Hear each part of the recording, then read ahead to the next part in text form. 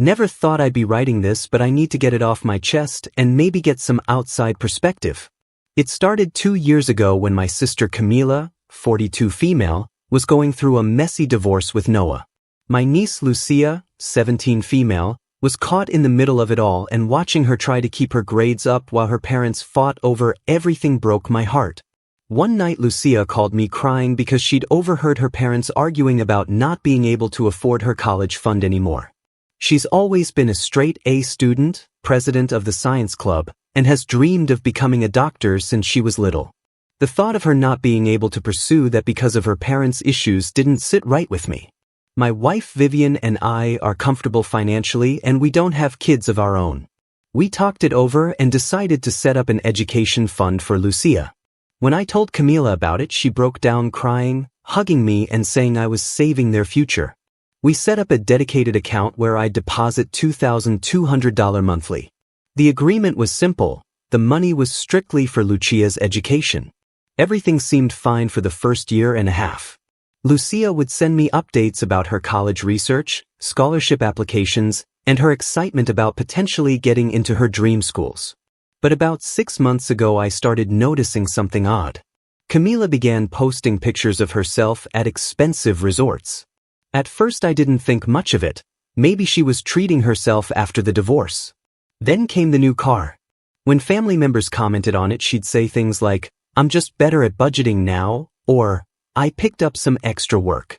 I still didn't want to jump to conclusions. Last month Lucia mentioned she was worried because she hadn't received her acceptance package from her top choice school. She'd been accepted early decision, but they needed the first semester's payment to finalize everything. When she told me this, something felt off. According to my calculations, there should have been more than enough in the account to cover it. I logged into the account to check the balance. My stomach dropped. Instead of the roughly $48,000 that should have been there, the balance was just under $1,000. I felt sick. The transaction history showed dozens of withdrawals, all made in person at various bank branches. I dug deeper and found regular transfers to another account. Some were labeled as emergency medical expenses or textbook fees, but the amounts and timing didn't make sense. $3,000 withdrawn the same week Camila posted about her spontaneous trip to the Bahamas. $5,000 gone right before she got that new car. Yesterday I received a text from Lucia asking if we could talk about her tuition payment. She mentioned that her mom had been acting strange whenever she brought up college lately, changing the subject or getting irritated. That's when everything clicked. I haven't confronted Camila yet. I've documented everything and have screenshots of all the transactions. Part of me is still hoping there's some explanation that doesn't mean my sister stole her daughter's future. But every time I think about Lucia's face when she talks about medical school, about how hard she's worked, I feel this rage building up. I'm meeting with a friend who works in finance tomorrow to review everything before I talk to Camila. My wife thinks I should involve Noah since he's still Lucia's father and has a right to know, but I'm worried that'll just make everything more complicated. The hardest part is seeing Lucia's text about college plans knowing what I know now. She sent me one this morning about dorm room ideas she's been saving on Pinterest. I couldn't bring myself to respond. I keep thinking about how Camila hugged me that day thanking me for saving their future. Now I'm wondering if she was planning this all along. The thought makes me sick. I know I need to tell Lucia the truth, but I'm terrified of crushing her dreams. She deserves so much better than this. I've already started looking into loans and other options to make sure she can still go to school, but I'm so angry that it's come to this. My phone's been blowing up with texts from Camila about meeting up to discuss Lucia's college plans. The last one says she has something important to tell me. I have a feeling I know exactly what kind of story she's prepared. I'm meeting with them both tomorrow. I haven't decided yet if I'm going to let Camila try to explain first or if I should just lay out everything I found. Either way, I know tomorrow is going to change everything. Update 1. I honestly didn't expect my last post to blow up like it did. Thank you for all the support and advice. A lot has happened in the last 24 hours and I need to process it all. I met with my friend Oliver yesterday morning before the confrontation. He went through all the bank statements with me and it was worse than I initially thought. The emergency withdrawals started small, a few hundred here and there, then they grew larger and more frequent. Oliver pointed out a pattern. The withdrawals usually happened right before Camila's social media posts about her self-care trips and shopping sprees. The total amount missing came to $47,236. Nearly 2 years of deposits gone. Oliver suggested I file a police report, but I wanted to talk to Camila first. Maybe there was something I was missing. Maybe she had moved the money to a different account for better interest rates. I knew I was grasping at straws, but this was my sister. I asked Camila to meet me at our usual coffee shop, the one where we used to meet every Sunday before her divorce. I got there early and watched her pull up in her new car, the one that apparently cost my niece's first semester of college. She walked in smiling, ordered her fancy latte, and sat down like it was just another normal day. "So what's this about Lucia's college fund?" she asked, stirring her coffee. "I've been meaning to talk to you about that. Things are a bit tight right now and I was hoping—" I placed the bank statements on the table. Her sentence trailed off as her eyes fixed on the papers. The color drained from her face, but only for a moment. Then something changed in her expression. "Are you spying on my accounts?" she snapped, pushing the statements away. "That's private information." "Private? This is Lucia's education fund. The one I set up. The one you've been stealing from." "Stealing?" She laughed, but it was harsh. "I'm her mother. That money was for her future. I'm taking care of her future by spending it on vacations, a new car. Explain to me how that helps Lucia's future." That's when she exploded. "You have no idea what it's like. Do you know how hard it's been since Noah left? Lucia needs a stable home, a mother who isn't breaking down. Those vacations were mental health breaks, so I could be there for her." I kept my voice low, aware of people starting to look our way. The agreement was for education expenses only. Lucia has been accepted to her dream school and now there's no money for tuition. "It's none of your business how I spend that money. You're just trying to control me like everyone else. Like Noah did." "This isn't about you, Camila. It's about Lucia's future. She's been working toward this her whole life." Her next words stopped me cold. Well, maybe she needs to learn that life isn't fair. Maybe working for a few years before college would teach her some responsibility. I stood up. "Lucia is more responsible at 17 than you're being right now at 42. I'm going to tell her everything." "You can't." Camila grabbed my arm. "She'll hate me. I'm her mother." "You should have thought about that before you spent her future." What happened next was surreal. Camila started crying loudly, drawing attention from everyone in the coffee shop. She switched between begging me not to tell Lucia and threatening to sue me for harassment and emotional distress. I left her there and drove straight to Lucia's school. I couldn't let her hear this from anyone else. She was in the library during her free period working on scholarship applications. When I told her everything, she just sat there completely still, staring at her laptop screen where her college's website was open.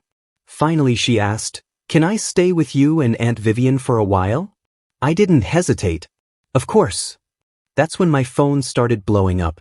Camila had apparently called every family member telling them I was trying to turn her daughter against her. My aunt called to tell me I was destroying the family. My mother texted saying I should have handled this privately. But then something unexpected happened. Noah, my former brother-in-law, called. He heard everything from Lucia. He was livid. Turns out Camila had been asking him for extra money for Lucia's college expenses this whole time. He's already talking to his lawyer. I'm writing this from my home office. Lucia is asleep in our guest room. Vivian is looking into legal options. My phone keeps buzzing with messages from family members taking sides. Camila's latest text says she's going to make me regret this. I should feel terrible about how everything exploded, but watching Lucia quietly pack a bag at her mom's house while Camila screamed about family loyalty killed any doubt I had. The same girl who used to beg me to play doctor with her toy medical kit might not get to become a real doctor because her mother decided vacations were more important. Oliver's coming over tomorrow to help me look into legal options. Noah's lawyer wants to meet. And somewhere in the middle of all this I need to figure out how to help Lucia stay on track for her dreams. Camila just texted again. Apparently she's found some interesting information about my finances that my wife might want to know about. I have no idea what she's talking about, but I'm starting to realize this is going to get a lot worse before it gets better.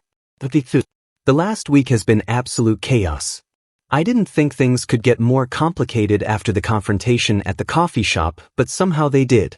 Remember how Camila threatened to make me regret this? Well, she tried. 3 days ago, I received a letter from her lawyer claiming I had fraudulently misappropriated funds that were rightfully designated for family use. The letter demanded I repay all the money Camila had borrowed from the account plus damages for emotional distress. When I showed it to Oliver, he actually laughed. But here's where it gets interesting. While gathering documentation for our response, Oliver noticed something odd about the timing of some withdrawals. They didn't match up with bank hours. He dug deeper and found that someone had been accessing the account online using my credentials. I hadn't given anyone my login information ever. The only person who could have gotten it was Camila from when she used my laptop to check her email during Thanksgiving last year. She must have seen the password saved in my browser. Noah's lawyer was particularly interested in this detail. Turns out in our state using someone else's banking credentials is a serious offense. But that wasn't even the biggest surprise. Remember that interesting information about my finances that Camila threatened to tell Vivian about? Apparently, she'd been telling family members that I had a gambling problem and had been stealing from Lucia's fund myself. She even created fake screenshots showing transfers to online betting sites. The screenshots were what did her in. She'd edited them poorly. The dates didn't match the transaction times and some of the numbers didn't add up. When confronted with this, her lawyer quietly withdrew from the case. But the real breakthrough came from an unexpected source. My aunt, the same one who accused me of destroying the family, called me yesterday. She was in tears. Apparently Camila had pulled the same scheme with her last year, borrowing $20,000 for Lucia's college application fees that she never repaid. She'd been too embarrassed to tell anyone. This opened the floodgates. 2 more relatives came forward with similar stories. One had given her $15,000 for Lucia's medical insurance. Another had co-signed a loan that Camila claimed was for advanced placement courses. Lucia has been handling all this with remarkable strength. She's still staying with us, focusing on her studies. Yesterday, she found her old piggy bank in her room at Camila's house, the one where she'd been saving her babysitting money for medical school supplies since she was 14. Empty. Noah has been surprisingly supportive through all this. He admitted he should have paid more attention to the financial side of things during their marriage. He's working with his bank to trace years of suspicious transactions. Each discovery makes me wonder how long this pattern has been going on. The family dynamics have shifted dramatically. Those who initially defended Camila have gone quiet after seeing the evidence. My mother, who told me to handle things privately, now won't even take Camila's calls. It's like watching a house of cards collapse. This morning Oliver called with news that made my blood run cold. He found another account opened in Lucia's name that we hadn't known about. Apparently Camila had been receiving checks from Noah for Lucia's expenses all this time, separate from child support. That money's gone too. Camila's response to all this? She checked herself into a wellness retreat, claiming the stress of being attacked by her family was affecting her health. She posted a long Facebook status about toxic family members and learning to prioritize self-care. The comments section is a battleground. We have a meeting with the district attorney tomorrow. Noah's lawyer thinks this goes beyond civil court now. The amount of money involved, the identity theft, the pattern of fraud, it's serious. Part of me still struggles with the idea of my sister facing legal consequences, but then I look at Lucia working on scholarship applications at our dining room table, and I know this has to stop. Vivian found some old videos last night. Lucia at 12 playing hospital with her stuffed animals, wearing a toy stethoscope I got her for Christmas. She was already talking about medical school then. We're not letting that dream die. I just got a text from an unknown number. It's a screenshot of more bank statements with a message. Would be a shame if everyone knew where the money really went. I'm not even worried anymore. We have the truth on our side. Lucia just asked me to help her prep for an interview with the college financial aid office tomorrow. She wants to explain her situation herself. That's more courage than her mother has shown through this whole mess. The DA's office wants to meet with everyone Camila has borrowed from. I have a feeling we're just seeing the tip of the iceberg. Final update. It's been 6 months since my last post, and I've been waiting to share this update until everything was fully settled.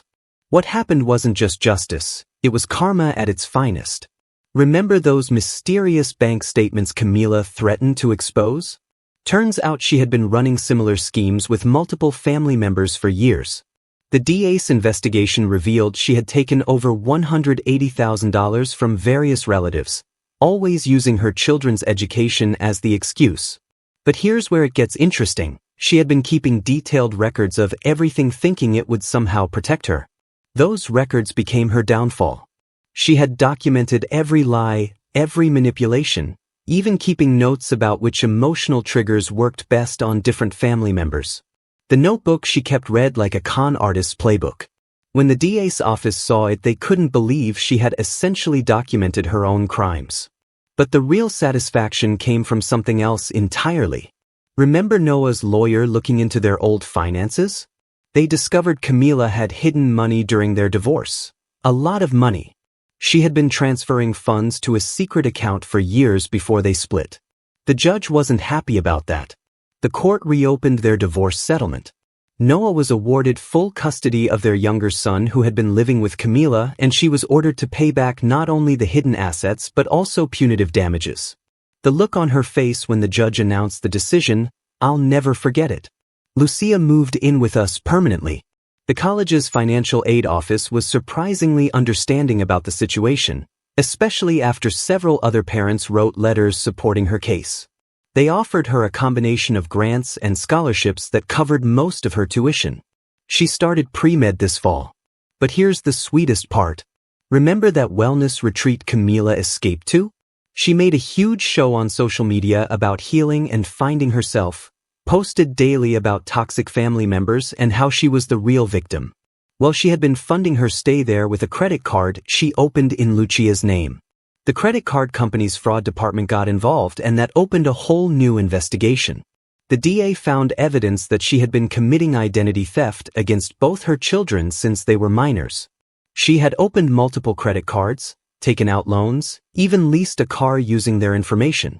All those luxury purchases she flaunted on social media, built on a foundation of stealing from her own kids. Last month Camila was sentenced. She's facing 3 years in prison followed by 5 years of probation. She's also required to pay restitution to everyone she defrauded, including both her children. The judge made a point of scheduling her monthly restitution payments to match the amount she spent on her last vacation to the Bahamas. The family's reaction was priceless. Those who initially defended her are now mortified as their own stories of being conned come to light. My mother, who initially told me to handle things privately, was instrumental in gathering evidence from other family members. Turns out Camila had borrowed $33,500 from her for my gambling problem, a problem that never existed. Yesterday Lucia got her first semester grades, straight A. She hung them on our fridge right next to her work schedule from the research lab where she's interning. The same day we received notice that Camila's appeals were denied. She tried claiming she had a shopping addiction and needed treatment, not punishment. The judge wasn't impressed. The karma didn't stop there. Remember that dirt she claimed to have on me? She tried selling a story to local news outlets about financial misconduct at my company. The investigation that followed revealed she had been embezzling from her own workplace for years.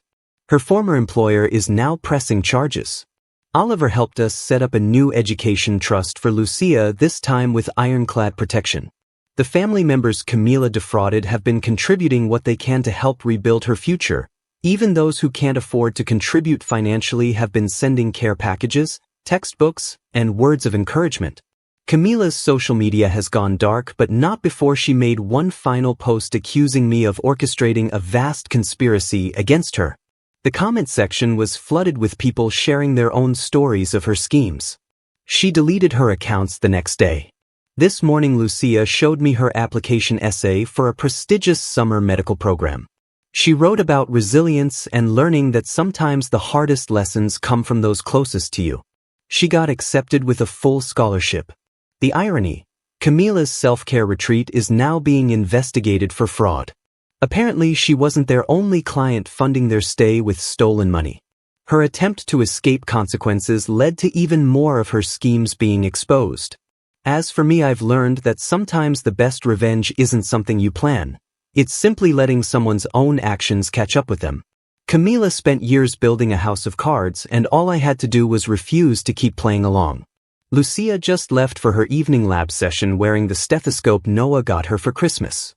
She's talking about specializing in forensic medicine now, something about being inspired by recent events.